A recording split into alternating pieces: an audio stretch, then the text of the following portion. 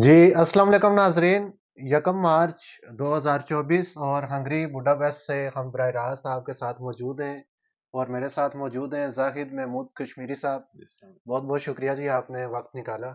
तो नाज़रीन आज जो हंगरी की इमिग्रेशन है, वो काफ़ी दिनों से लोगों में एक सनसनी सी खबरें चल रही थी कि जो लॉज़ चेंज हुए उसके बाद क्या कुछ हो रहा है। तो आज जो लेटेस्ट अपडेट है वो ज़ाहिद महमूद कश्मीरी साहब से जानने की कोशिश करते हैं। जी प्लीज़ अपडेट करें जो लॉज़ जो कि आज के यकम मार्च के हवाले से वो रिलीज़ हुए हैं, उस हवाले से प्लीज़ बताइए। अच्छा, सबसे पहले थैंक यू जी अरसान भाई आपका। जी वेलकम। और बेसिकली आपको तो पहले से ही सबको पता है, दोस्तों को पता है कि 1 जनवरी और 29 फरवरी तक 2 महीनों में के इन्होंने सब कुछ इमिग्रेशन बंद किया हुआ था।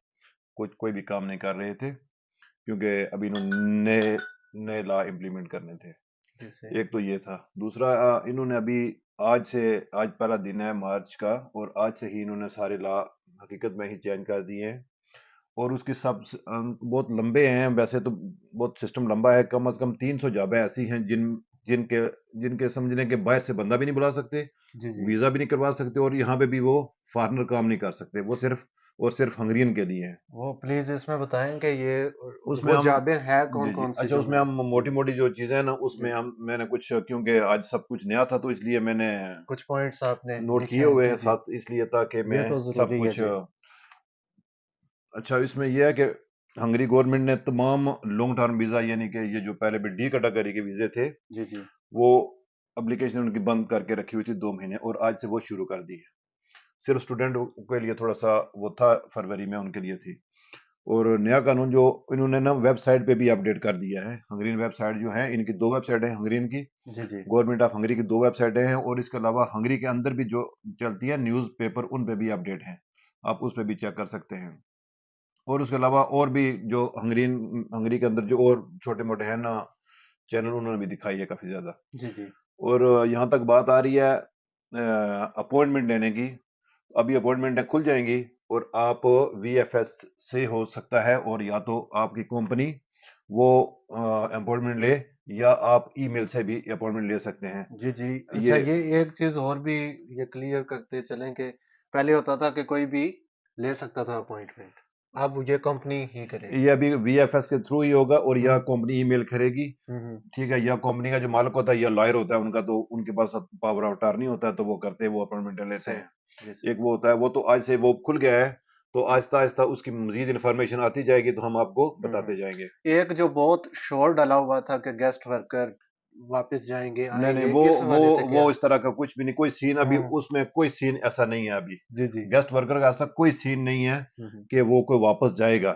वो अच्छा। ऐसा होगा कि जो बड़ी कंपनियां, जैसे जो मैन पावर सप्लाई करने वाली होती है, रिक्रूटिंग कंपनियां होती हैं, हम्म सिर्फ वो जो ग्रुप लेके आएंगे, 100 बंदा आता है अगर, उसमें भी अभी हम्म। एक चीज उन्होंने मेंशन कर दी है कि बड़ी रिक्रूटिंग कंपनी इंडिया और पाकिस्तान से बंदे नहीं लेके आ सकेंगी, उनको बैन कर दिया पक्का ही। सही। और जो बंदे आएंगे, जी जी। उसमें भी 15 कंट्रीज हैं जिनसे जिनके बंदे आएंगे, वो हम नेक्स्ट वीडियो में आपको बताएंगे, क्योंकि बात बहुत लंबी हो जाएगी। जी। और जो जो बंदा यहाँ पे रह रहा है वो बाहर वापस नहीं जाएगा कहीं से भी, वो इधर ही रहेगा।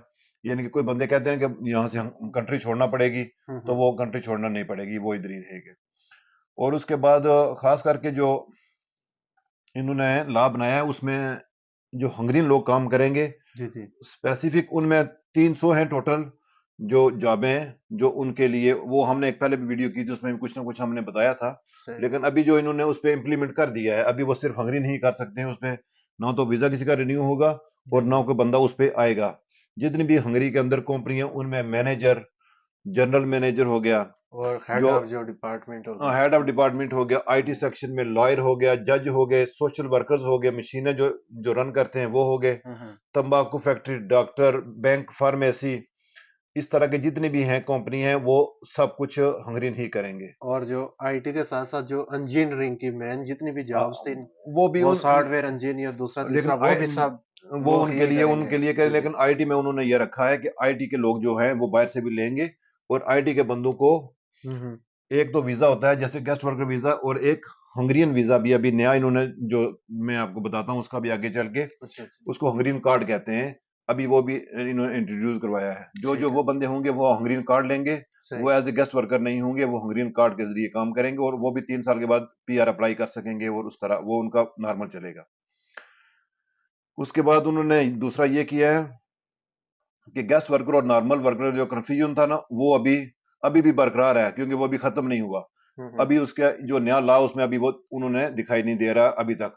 तो वो जब तक लॉयर काम करेंगे तब ही दिखाई देगा, फिर पता चलेगा। उसके बारे में 1-2 दिन में हम आपको मजीद अपडेट करेंगे। मजीद अपडेट करेंगे जी उसमें। जी। अच्छा, उसके बाद और ये जो स्टेटस चयन एक करना। स्टेटस के हवाले से भी ये लिखा है आपने, तो ये भी स्टेटस प्लीज के हवाले से बताएंगे। ये है कि स्टेटस जो जिस बंदे का एज ए जो किचन हेल्पर है वो किचन हेल्पर ही रहेगा। मसलन उसके बाद वो अगर कोई स्टेटस चेंज करना चाहेगा, वीजा चेंज करना चाहेगा हम्म। किसी जगह, तो उसका वीजा चेंज नहीं होगा। जो अभी इस वक्त यही लिखा हुआ है। इस वक्त और की जो सूरत जो हाल है वो। नई सूरत आ रहा है, जी लेकिन अभी इसमें ये भी हो सकता है कि अभी जी जी। जब जब इम्प्लीमेंट होने के बाद भी अब इसमें कोई ना बीच का रास्ता कोई ना कोई होता ही है। हम्म। तो वो उसके बाद अच्छा, जो इसके बाद एक और ये है कि जो जैसे 300 प्रोफेशन, ये 300 जो वर्क एंड मैन जी जी। जो सिर्फ हंगरीन ही कर सकेंगे, उन्होंने अपने जो हंगरी लोग हैं उनको बचाने के लिए, यानी उनके लिए जाबे बचाने के लिए उनको सिर्फ हंगरी उनके लिए कर दिया है। तो खास करके होटल लाइन जो है इसमें तो नहीं किया उन्होंने। ये तो हमारे, क्योंकि हम होटलें और जो ग्रोसरी वगैरह इनके जो बंदे काम करते हैं हम्म। ना, उनका इसमें नहीं किया। ठीक। हेयर सैलून है उसका भी नहीं किया। हम्म। तो बाकी जो इवन कार वॉशिंग का भी मैं पढ़ रहा था कि कार उसमें भी जो वॉशिंग वर्कर में है। भी उसमें वर्कर का थोड़ा इशू बना है, हाँ। वो है, देखते हैं उसका क्या करते हैं। जी। क्योंकि हमने अभी कार वॉश खोला है, तो उस वजह से हमारे अब जो आपको उसके हंगरियन लिए ही रखना हायर पड़ेगा। करने जी। पड़ेंगे। अच्छा, हंगरियन कार्ड अभी जो नया इन्होंने इंट्रोड्यूस करा है वो हंगरियन कार्ड है। ठीक है। एक गेस्ट वर्कर का होगा एज ए वर्कर, और एक हंगरियन कार्ड होगा। जो हंगरियन कार्ड होगा वो उसके बाद वो हंगरियन जो ये जिसको पीआर कहते हैं या ईयू पीआर या हंगरियन हम्म। पीआर, वो उस पे अप्लाई कर सकते हैं। ठीक। वो एक नॉर्मल वर्कर होगा, जैसे पुराने लोग यहाँ पे हैं उनकी तरह होगा। वो मतलब है सेम आईडी अ, जिस तरह जी जी। बाकी लोगों को नहीं नहीं, मिलती इन्होंने थी। नया इंट्रोड्यूस करवाया एक आईडी, हम्म। जो नई इंट्रोड्यूस इसलिए करवाई है कि वो एज जैसे जिस तरह के वो लोग होते हैं नॉर्मल बंदे जो यहाँ के हम्म। रहने वाले हैं ना, उनके थोड़ा सा राइट्स उनको। राइट्स ज्यादा होंगे उसमें। ठीक। एक वो इंट्रोड्यूस स्किल्ड कराया वर्कर्स के है। जी वाले जी। से। जी। और उसमें ग्रीन कार्ड वाले हंगरी में खास करके वहाँ ये उन्होंने ये भी कहा है कि जो जिन लोगों ने यहाँ पे हंगरी में पढ़ा है, हम्म। मास्टर डिग्री हासिल किया है, कोई डिप्लोमा किया हुआ, मसलन जो स्किल वर्कर बन जाते हैं, जैसे जिसने मास्टर किसी में किया हुआ है, बायोमेडिकल में या किसी में भी, किसी शोबे में भी, आईटी में भी, किसी में, जी जी। तो वो यहाँ पे ग्रीन कार्ड लेंगे। एक वो एज ए गेस्ट वर्कर नहीं होंगे। एक ये भी इंटरेस्टिंग सवाल है, काफी लोग पूछ रहे हैं जी। कि जो गेस्ट वर्कर है हाँ। वो क्या वो फैमिली ला सकेंगे या नहीं ला सकेंगे, ये अच्छा, भी बड़ा दो जरूरी है। इन्होंने तो ये जी। फाइनल बताया, गेस्ट वर्कर और स्टूडेंट, हम्म। ये अभी फैमिली नहीं ला सकते। इन्होंने ये जो जो नए नए लॉ में रूल्स जे हैं उसके ये मुताबिक। उसमें ये है कि वो दोनों फैमिली नहीं हम्म। बुला सकते। और एक जो गेस्ट वर्कर है वो 1 साल के बाद फैमिली बुला सकते हैं, यानी कि पहला साल वो नहीं बुला सकते, और 1 साल के बाद वो guest family, worker. Guest worker जो है वो ठीक है। फैमिली 1 साल के बाद बुला सकते और हैं। जो लोग पहले से यहाँ रह रहे हैं उस जो उनके जो बारे में। यहाँ से पहले रह रहे फैमिली, वो नॉर्मल जैसे रह रहे वैसे ही जिंदगी गुजारेंगे वहां पे, यहाँ पे उनके वीजा रिन्यू होते रहेंगे, उनका उनके लिए कोई इशू नहीं अच्छा, है। ये इम्प्लीमेंटेशन जो नए रूल्स के मुताबिक नए लोगों पे होगी। ये जो नए नए पहले लोगों से में, हैं जी जी, पहले लोगों वो। पे नहीं है। पहले लोग जैसे लाइफ गुजार रहे हैं वो वैसे रहेंगे, उनके वीजा रिन्यूएबल होंगे, उनके वीजा में कोई इशू नहीं आएगा। और वो अगर उसको देखा जाए वो फिर स्टेटस भी चेंज कर सकते होंगे। नहीं, फैमिली है तो वो तो फैमिली स्टेटस ही रहेगा, शायद उसमें आगे कोई डी कटा हम्म। करेगा वीजा, या अगर वो फैमिली से आगे जाते हैं तो शायद उसमें कोई पॉसिबिलिटी बनती होगी। हम्म।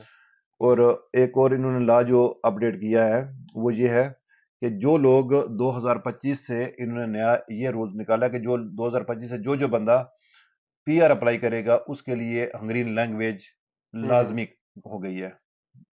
और जो उसमें पुराने नए दोनों शामिल हैं। 2025 से जो भी पीआर हम्म। डालेगा वो हंगरी लैंग्वेज का टेस्ट पास करेगा। और हंगरी लैंग्वेज जो टेस्ट है वो कोई इतना मुश्किल नहीं है, बिल्कुल ही कोई मुश्किल नहीं है।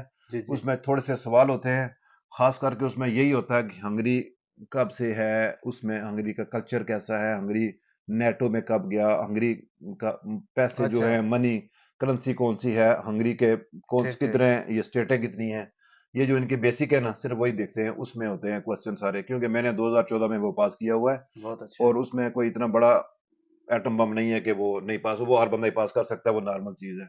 सही। अच्छा, उसके साथ चलो आज आज की जो अपडेट इतनी है, हम हम्म। इतनी है। और कल दोबारा आएंगे, क्योंकि आज क्योंकि बहुत तंग किया वकीलों को भी हमने जी, जी। नई ये डेट अपडेट इन्फॉर्मेशन इकट्ठी करने के इंफॉर्मेशन लिए। इकट्ठी करने को, सही। और हमारे एक उस्मान भाई यहाँ पे होते हैं, उन्होंने भी हमें काफ़ी हेल्प की है। अयाज भाई है डिप्रेशन से, उन्होंने भी काफ़ी हेल्प की है हमारी इंफॉर्मेशन इकट्ठी करने में। तो कल तक और भी जो भी इंफॉर्मेशन आती है हम आपको उस पर भी जी, अपडेट सर। देते हैं। और आज तक के लिए इतना ही। वो बहुत बहुत शुक्रिया जी अरसान भाई जी, आपका। बहुत-बहुत शुक्रिया जी, आपने प्रोग्राम के लिए वक़्त निकाला। नाज़रीन, इनका जो यूट्यूब चैनल है, वहाँ पे आप बाकी भी इन्फॉर्मेटिव वीडियो वो देख सकते हैं। कश्मीर ग्रुप हंगरी के नाम से आप इनको यूट्यूब पे सब्सक्राइब कीजिए, और मज़ीद इन्फॉर्मेटिव वीडियो भी आप तक लाते रहेंगे। तब तक दीजिए इजाज़त। अल्लाह थैंक यू जी, हाफ़िज़। Thank you very